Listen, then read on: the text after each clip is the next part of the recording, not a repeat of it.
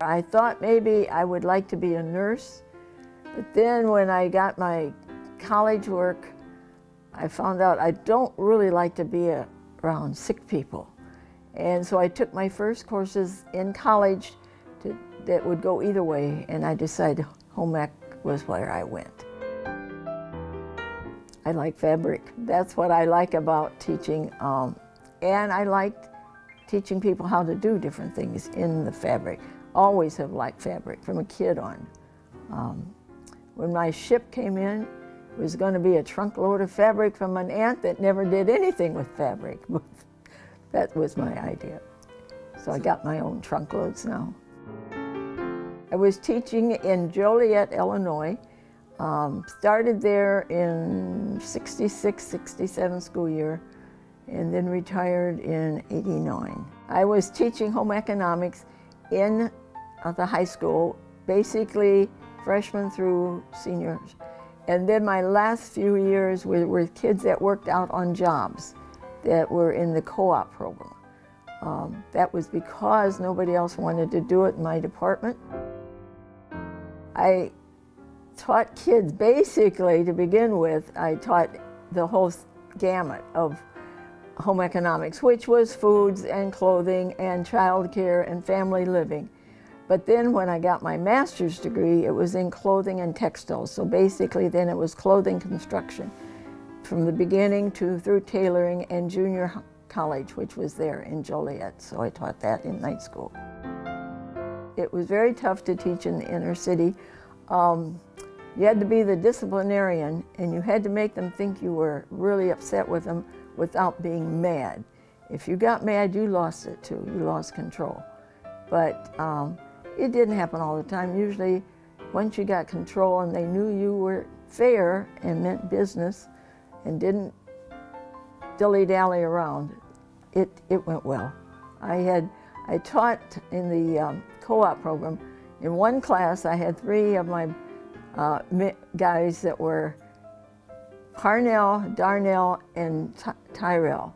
And one of them really became my buddy. He just, don't you pick on Mrs. Meredith, she's my friend.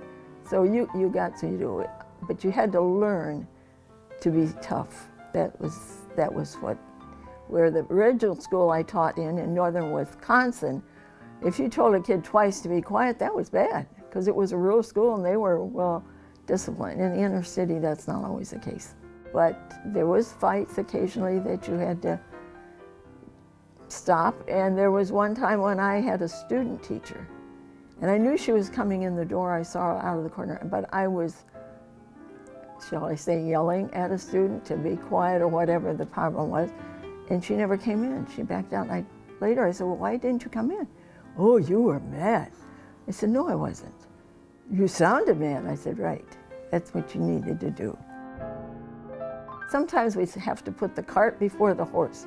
And once they get out and start thinking, oh, I learned that in home planning and design.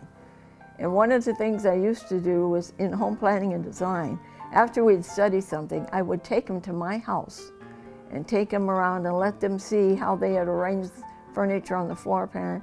Well, sometimes it was up on the hearth in front of the fireplace. Well, no chair could sit there and so forth. And they would see what could be.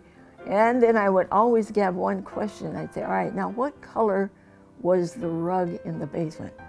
Well, that wasn't anything I told them to look for. Nobody got it. They never got it because that was not what they were trained to look for at the time.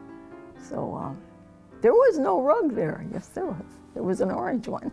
It was important for me that they would learn from class activities, that if they applied themselves in class, they would have skills and interest and knowledge that would help them to succeed in life as they left our institution, whether they went out into the job field, whether they went out to another educational facility in higher education, they would have some skills that they could rely on.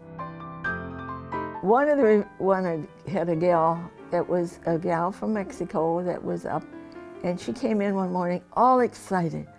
Mrs. Meredith, I dreamed in English last night. And she was thrilled about that.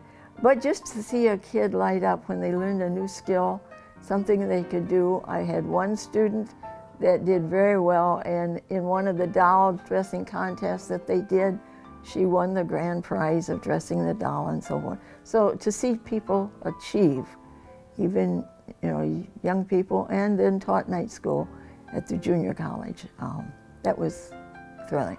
I liked being around young people. I didn't, as it got further along in education, didn't necessarily like being the policeman in the classroom, and so we took, my husband and I, retirement early. What I miss about teaching is the interaction of working with people. However, when I retired, I did teach at the quilt shop in the retirement community I was in. So you can get acquainted with people that want to learn certain things, skills that you have, and can pass them on to somebody else.